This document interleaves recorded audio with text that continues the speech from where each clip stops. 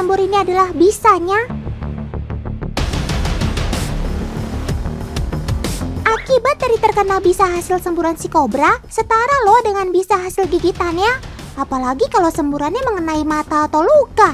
Aduh.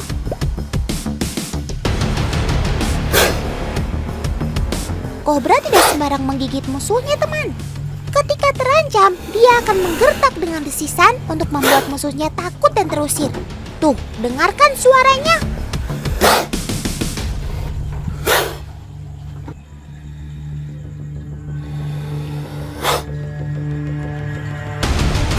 Kalau masih belum takut, barulah si kobra menyerang dengan menyemburkan bisanya.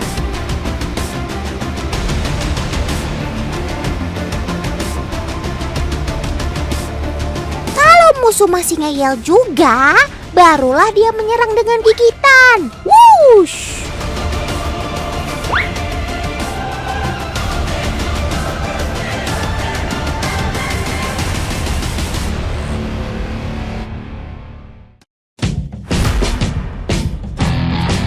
Teman, kalian tahu nggak?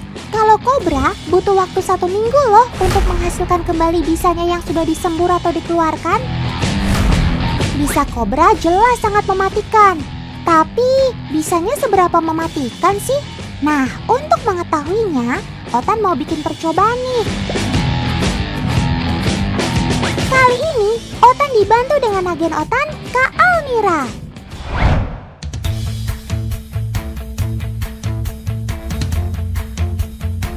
Darah yang kita gunakan ini adalah darah ayam ya teman.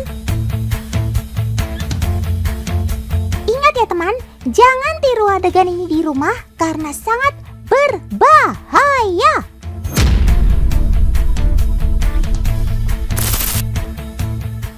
Ketika bisa kobranya tercampur dengan darah, langsung deh darahnya menggumpal dengan cepat. Atau istilahnya antikoagulasi. Kebayangkan kalau darah kita menggumpal, otomatis jantung tidak dapat memompa dengan normal hingga mengakibatkan kematian. Ih, serem!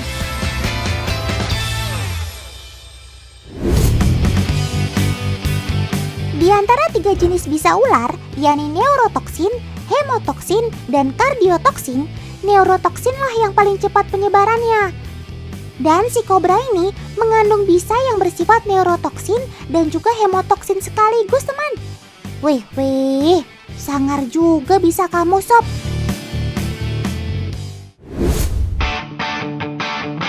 Ular ini juga biasa disebut ular sendok karena bentuk kepalanya yang bisa memipih. Nah, si ular sendok ini punya beberapa fakta unik yang mungkin teman-teman di rumah belum tahu. Si kobra hanya akan bereaksi dengan benda berwarna gelap. Gak percaya? Nih buktinya. Otan udah siapin balon pink. Tuh lihat, di sorong-sorong begini ularnya diem aja. Waduh Sob, kamu diledek tuh. Masa diem aja? Ya udah deh, kita ganti dengan balon hijau. Sama aja. Diem-diem baik. Wah, kobranya lagi mager kayaknya. Males gerak.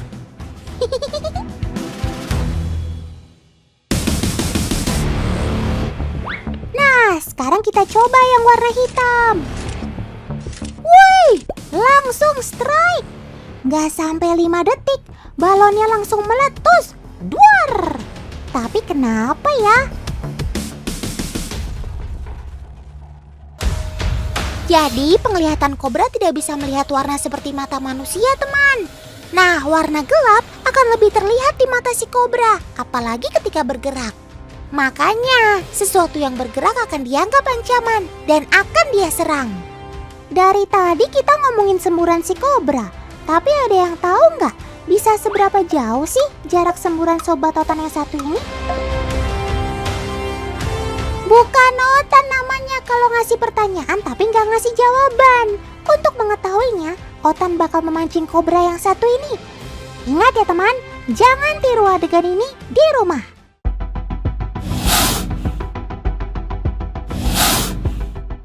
Itu dia semburannya. Sekarang kita ukur. 102 cm. Woi, jauh juga ya. Lebih dari 1 meter, alias setengah dari panjang tubuhnya yang sekitar 2 meter. Cakep.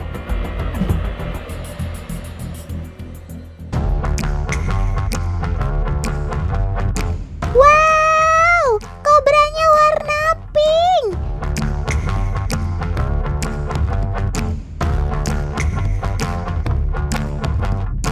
Kobra warna pink ini sesungguhnya adalah kobra albino, teman.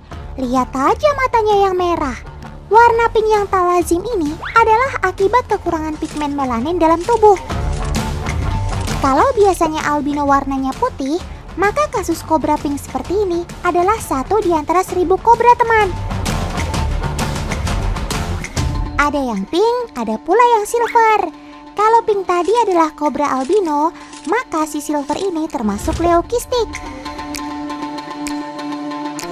Sama seperti albino, leukistik juga kekurangan pigmen pada tubuh. Bedanya, kalau albino kekurangan pigmen melanin, maka leukistik kekurangan beberapa jenis pigmen. Selain itu, ada satu perbedaan lagi. Jika albino matanya merah, maka kobra silver ini matanya hitam. Cakep. Ih, tapi kok yang silver ini galak banget sih? Nyembur-nyembur terus dari tadi. Kabur ah!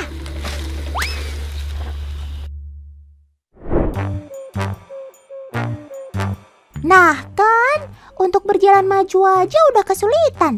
Gimana cara dia keluar coba? Wow, kobranya berjalan mundur, teman. Wah. Siapa sangka ya, ternyata ular bisa mundur jalannya. Udah kayak mobil atau motor aja. Ular memang sangat jarang berjalan mundur. Namun, ketika menemui jalan buntu seperti ini, ular akhirnya terpaksa mengeluarkan gerakan mundurnya ini. Cakep.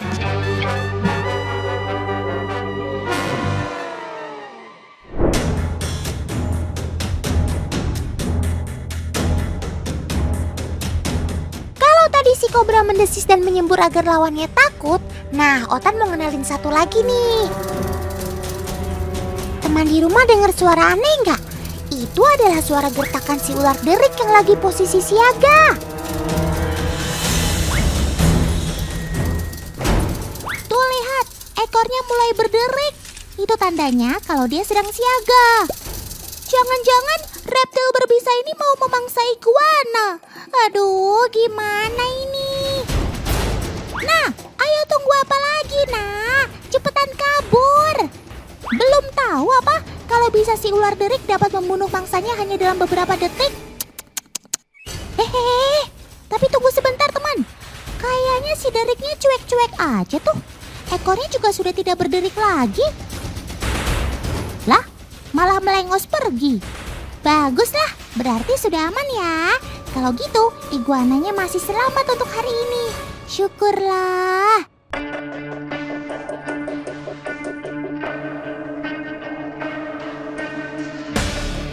Loh, kamu kok jadi waspada lagi, Sob?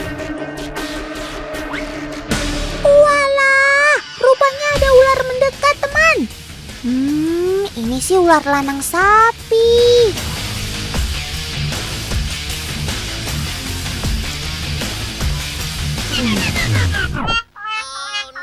Loh, lah. Kok LS alias lanang sapinya tiba-tiba mati? Kapan diserangnya? Oh, Otan tahu. Ini mah bohongan alias pura-pura. Padahal derik albinonya diam-diam baik tuh. Tak ada tanda-tanda agresif atau mau nyerang. Ekornya pun tak berderik. Persis seperti berhadapan dengan iguana tadi. Begitulah pertahanan diri si ular lanang sapi, teman. Ketika terancam bahaya, dia akan langsung berpura-pura mati. Jadi musuhnya akan malas untuk menyerang. Kalau si derik jagonya menggertak, nah kalau si lanang sapi ini berarti jagonya acting nih.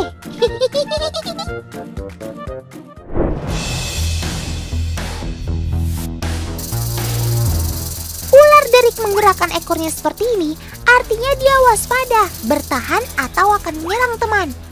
Seperti saat berburu mangsanya ini. Nah! Cepat banget ya serangannya.